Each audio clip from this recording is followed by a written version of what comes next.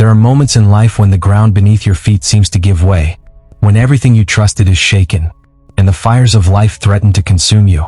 Have you ever faced a fire so fierce that survival seemed impossible? Maybe it was the sudden loss of a loved one. Maybe it was a betrayal that cut deeper than any wound. Maybe it was a diagnosis you never expected. Maybe it was a season of loneliness so dark, you wondered if God had forgotten you. Today I want to tell you a story that reminds us all that in the fire we are never alone. A story of courage, faith, and a divine mystery. The ancient kingdom of Babylon stood tall and proud, ruled by King Nebuchadnezzar, a mighty ruler who believed himself to be invincible. One day, Nebuchadnezzar ordered a colossal golden statue to be built, a monument to his power and glory rising high into the heavens. Then came the decree. When you hear the sound of the music, you must fall down and worship the golden image. Whoever refuses will be immediately thrown into the blazing furnace. The stage was set. The musicians played. The crowds bowed low. But three young men remained standing, unbending, unafraid. Shadrach, Meshach, Abednego, sons of Israel, servants of the Most High God. Word quickly reached the king. Furious, Nebuchadnezzar summoned them before him. "Is it true?" he roared. "You do not serve my gods or worship the image I have set up?"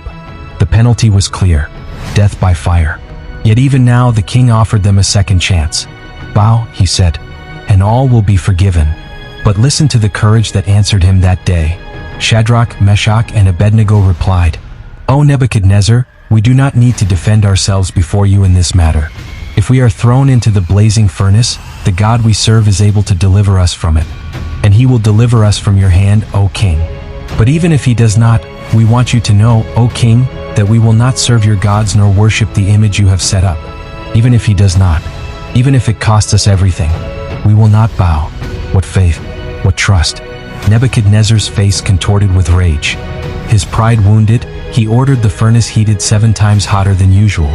7 times hotter, so hot that the soldiers who carried the 3 young men to the furnace were themselves consumed by the heat. Bound hand and foot, Shadrach, Meshach, and Abednego were thrown into the heart of the inferno. And then, something happened. Something no one expected. King Nebuchadnezzar leaned forward in shock. "Wait," he cried. "Did we not throw 3 men bound into the fire?" "Yes, O king," his counselors replied. "Look," the king shouted. "I see 4 men walking in the midst of the fire, unbound, unharmed. And the fourth looks like the Son of God." There, in the middle of the flames, stood a 4th man, unharmed, glorious, divine. Who was he?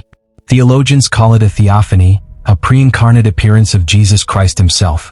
Yes, even before Bethlehem's manger, even before the cross of Calvary, Jesus appeared, right in the midst of the fire. The 4th man came. Friend, listen closely. God could have prevented them from being thrown into the fire. He could have sent an angel to shut the furnace down before it ever roared to life. But he didn't, because sometimes God's greatest miracles happen in the fire, not around it. Sometimes the place of your greatest pain becomes the stage for his greatest glory. Sometimes it's in the fire that you discover a presence more real than anything you have ever known before.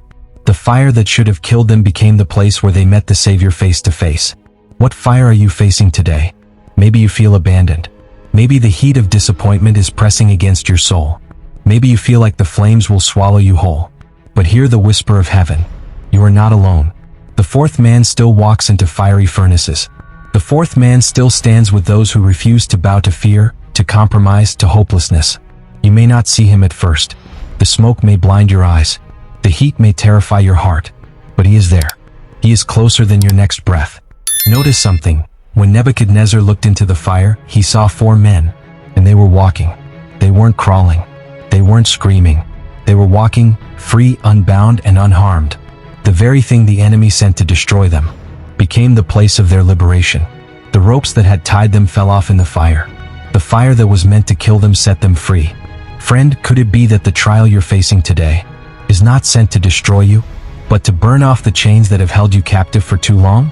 Could it be that the fire is not your end, but your beginning? After seeing the miracle, Nebuchadnezzar called out, "Shadrach, Meshach, and Abednego, servants of the Most High God, come out." And they came out. Not a hair on their heads was singed. Their robes were not scorched.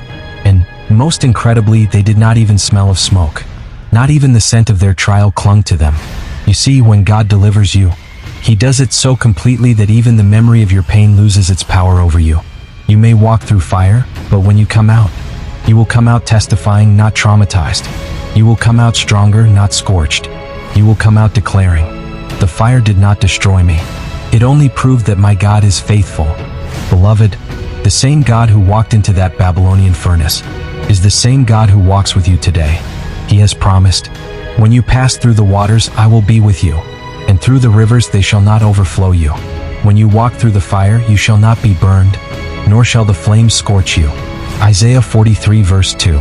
Hold on. The flames will not have the final word. The fire will not consume you. It will only reveal the faithful one who stands beside you. The fourth man is still in the fire, and he is with you. God is with you in the fire. You are never alone. Isaiah 43 verse 2.